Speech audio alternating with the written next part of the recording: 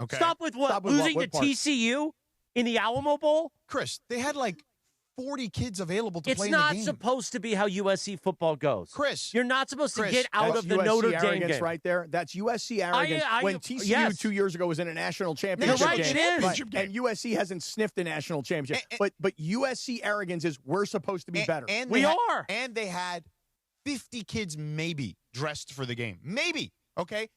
I'm telling you something, and you will appreciate this.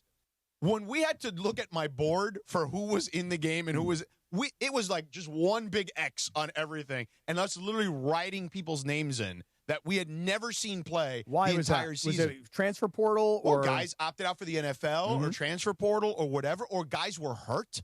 You know what I'm saying? Like they couldn't play for one reason or another. And by the way, they had won 2 bowl games previously in very similar situations. But here's what I'll tell you about Lincoln Riley. And I got a chance to spend some time around it. But I've been bullish on them the whole season, as you know. Like, I'm the one who said they're probably like a 9-win team. You, sir, over there, laughed when I said they'd win 9 games this year. Right. And they did. So you look at the schedule for next year. You, sir. What I'm saying here is next year is a monster year for Lincoln Riley. Tell me what's going on in their schedule next year. They got Ohio State next year, finally? Yeah. It is a monster year. They have this is a put up or shut up type year with a tough schedule. But what I'll tell you this, they got a quarterback coming back who's now playing in the 3rd year in the system, okay? They are always going to have skill position players at that place. As we saw, their running back is a walk-on, and the guy was awesome, okay? They've got receivers. Even the kids who played in that bowl game that I did that barely played at all during the regular season are excellent. They had the one kid, Tanuk Hines, who had 160 yards in the game. So they, with the number 1 recruiting class, with some portal additions, okay, where they really need help, the offensive line was fine. They've now got what I would say is a Big Ten offensive line. They need some tweaks on the D-line, and they are in good shape. They can win 9 or 10 next season. I was Cappy, so annoyed. just so you know. Yeah, go ahead. So home, they have Maryland, Ohio State, Oregon, and Washington. And away, they have Indiana, Penn State, Rutgers, Wisconsin, and UCLA. Well, that should go well. That should go well.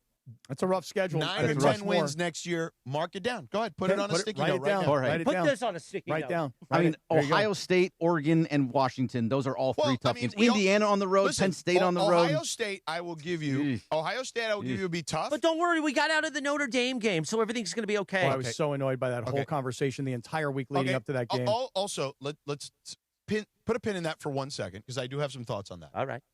But Ohio State clearly is better than them on the lines of scrimmage, and that's where you win.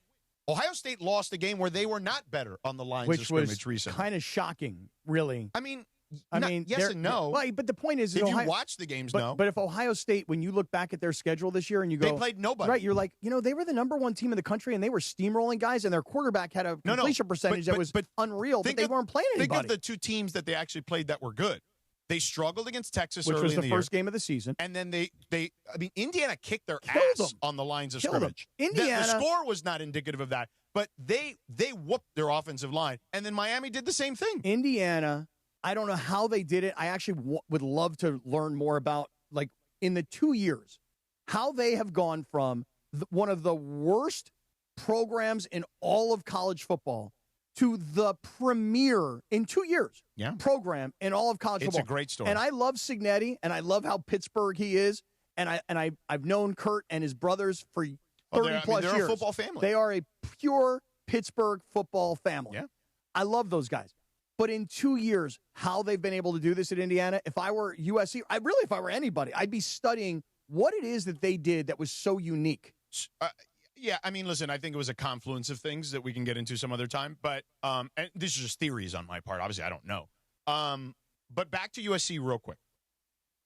They've got good young talent on this team that is going to stay.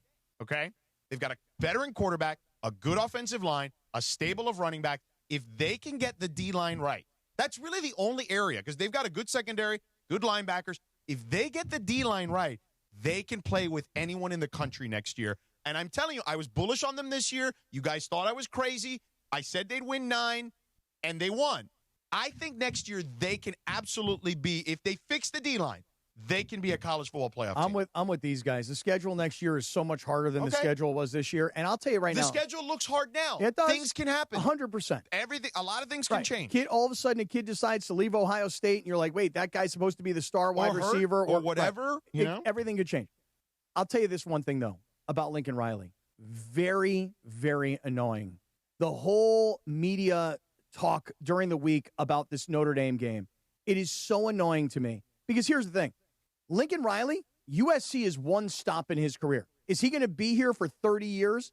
I don't think so. But he's 4 years. Maybe he gets to 5, maybe 6. Maybe he does 10 years later. You go, you know what? This is Lincoln Riley's program. But for right now, this is a stop on his career, and decisions are being made about the history of the program and the future of the program, in large part by a guy who, in my opinion, is here for now. And it bothers me because there's this whole notion that hey, we said we'd play Notre Dame anywhere, anytime, but then they didn't accommodate us and play us early when we wanted to, so we're not playing them anymore. Well, wait, you said you'd play them anywhere, anytime, but yet you don't want to play them later in the season. He doesn't bleed cardinal and gold, Sedano. Okay, let's talk about this Notre Dame thing for a second.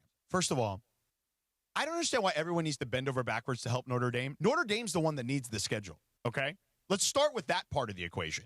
All right. This notion that everyone has to bend over backwards for Notre Dame. I mean, they're still crying about, their fans are still crying about not making the playoffs. Rightly so. Get the hell out of here. James Madison better? Tulane better? The rules are the top 5. They signed the deal. I know, but they signed that deal. Okay. And they've actually amended the new deal to make them get in no matter what if they're in the top 12, year. Which is a crock of crap. It's unfortunate. Okay? That's their brand. It's so powerful, unfortunately. Okay. But it's a crock of crap. Okay. It's just the reality. But the rules are the top 5 conference champions get in. And Sucks. Those are the rules, and they signed that, that document. And it was too bad. Okay? Because those teams stunk. Hey, Bob Chesney's pretty good in the second half against Oregon, though I'm saying. Let me tell you something. Bob Chesney's going to do some nice things at UCLA, I think. But nonetheless, they didn't get in, okay?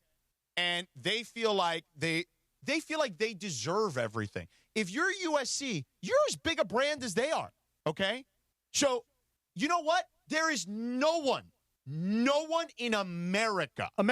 Okay? How about the world? College football. They don't play college football in the world. Got it. Yes.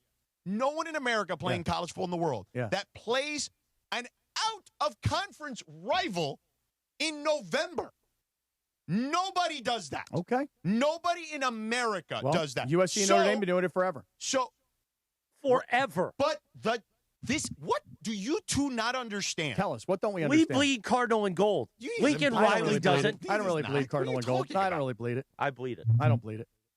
This is a new era of college football where you have these monster conferences of unbalanced schedules, man. Like, you've got to play the game smart. And scheduling is a part of it. And I'm not saying you schedule cream puffs, because I don't think that's the route either. I could go for a cream puff right about now. Really? Really? After all the terrible eating you did over the whole break, you want a cream puff? I'm not going to do it, but, you know. But what I will say is this. Yeah, what? If you're going to play an out-of-conference opponent, do what everybody else does and play them early in the season.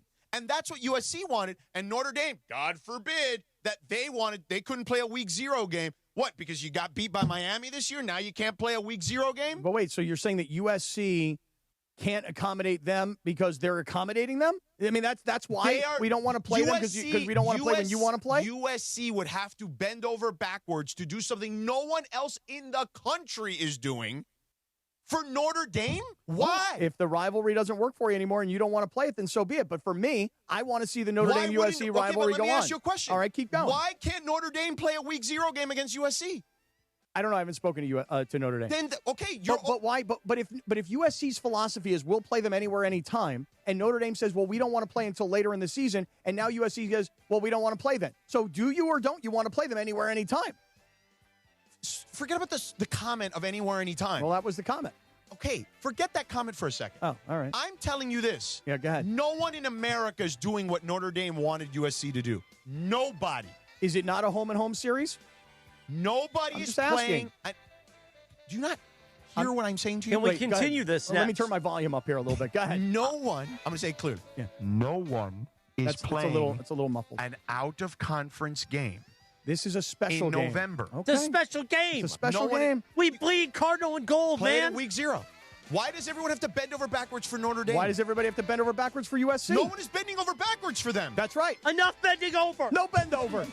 No backwards. I'm going to lose my hurts. voice again because of you. Not because of me. And you. Because